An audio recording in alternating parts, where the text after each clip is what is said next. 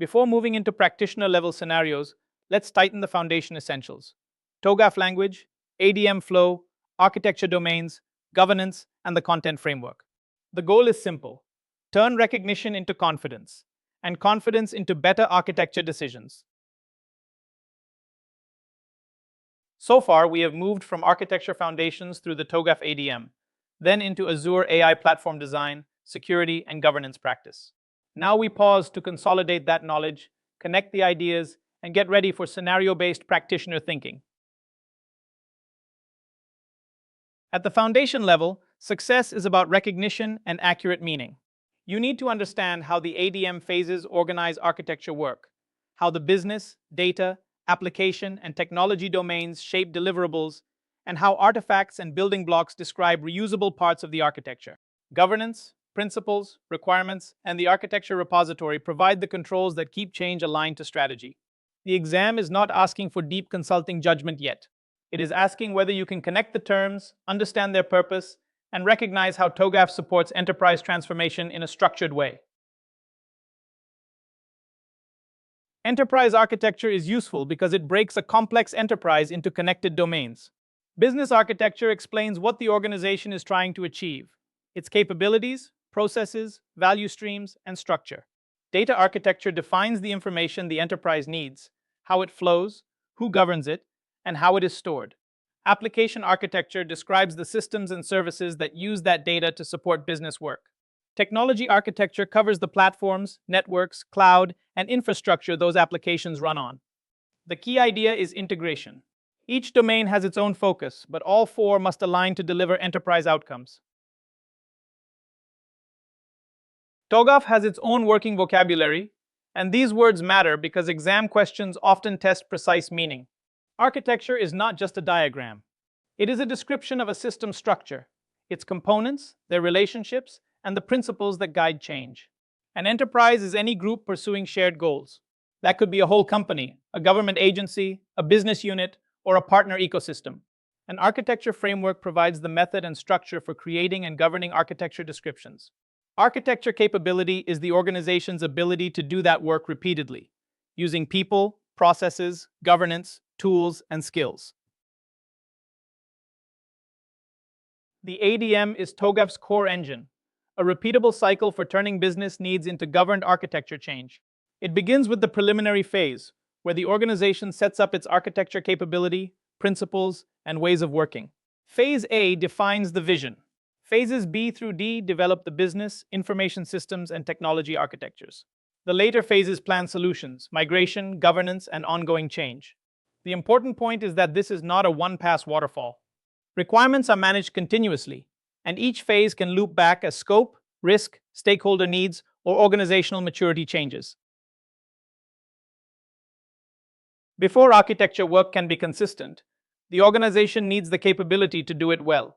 The preliminary phase establishes that capability through principles, governance, roles, a tailored framework, and the practices needed to manage architecture as a discipline. Phase A then applies that capability to a specific change. It clarifies the business drivers, stakeholders, constraints, scope, solution direction, and value proposition. The result is formal commitment, an architecture vision, a statement of architecture work, stakeholder understanding, and the first architecture definition artifacts. Together, these prevent random design and create controlled, business-aligned momentum. Once the architecture vision is agreed, the ADM turns intent into concrete target architectures. Phase B starts with the business: capabilities, value streams, processes, organization, and requirements.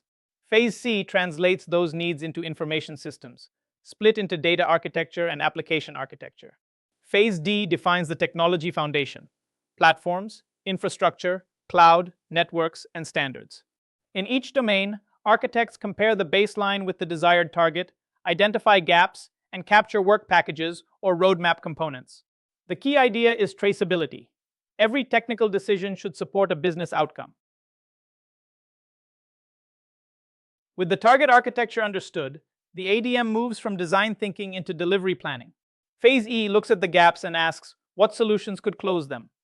It groups solution building blocks into practical work packages, considers implementation options, and may define transition architectures for interim states. Phase F then turns those work packages into an ordered migration plan. The goal is not just sequencing tasks, it is balancing value, dependencies, risk, cost, funding, and organizational readiness, so the roadmap can guide portfolio decisions and coordinated implementation. Approval does not mean the architecture work is over. Phase G makes sure delivery teams implement the solution in line with the target architecture. That includes checking compliance, managing architecture contracts, reviewing exceptions, and keeping solution delivery connected to agreed standards. Phase H keeps the architecture alive. As regulations, business priorities, or technologies change, governance assesses the impact. Some changes are minor, some require re-architecture, others justify starting a new ADM cycle. Together, these phases turn architecture from a design artifact into an ongoing management discipline.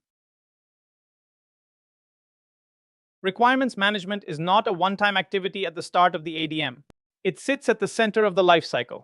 As the architecture vision, design, migration planning, and implementation evolve, requirements are captured, refined, prioritized, and validated again. When a requirement changes, the impact is assessed, and the ADM may iterate back through affected phases. Traceability is the control mechanism. It connects stakeholder concerns to architecture choices, deliverables, and implementation results. Done well, this keeps delivery aligned with business intent, rather than drifting towards solutions that are technically correct but strategically wrong. Think of a TOGAF deliverable as the approved package of work. It is formal, reviewed, and often contractually important, such as an architecture definition document. Inside that package are artifacts, the catalogs, matrices, and diagrams that describe the architecture in more detail. Those artifacts often point to building blocks, which are reusable capabilities or components. For an Azure AI platform, the deliverable might be the architecture definition. Artifacts could include an application interaction diagram and a data catalog. Building blocks might include Azure OpenAI, API management, monitoring, and security services. Architecture is not designed in a vacuum. Principles give teams stable rules for making decisions, especially when trade-offs appear.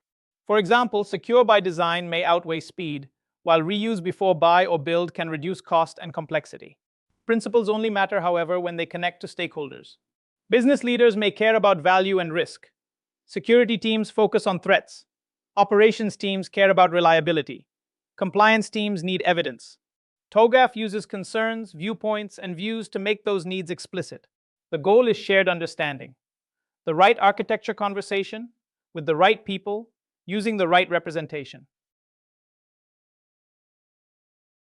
Bring these ideas together as an exam-ready chain. Governance is the control system. Architecture decisions are proposed, reviewed, approved, enforced, and changed through defined processes.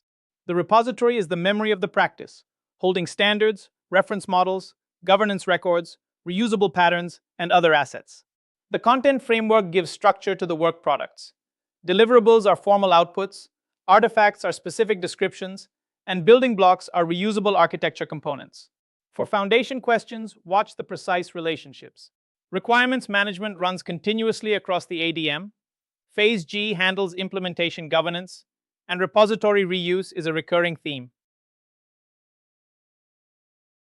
To wrap up, TOGAF Foundation is about connecting the language, structure, and governance of enterprise architecture.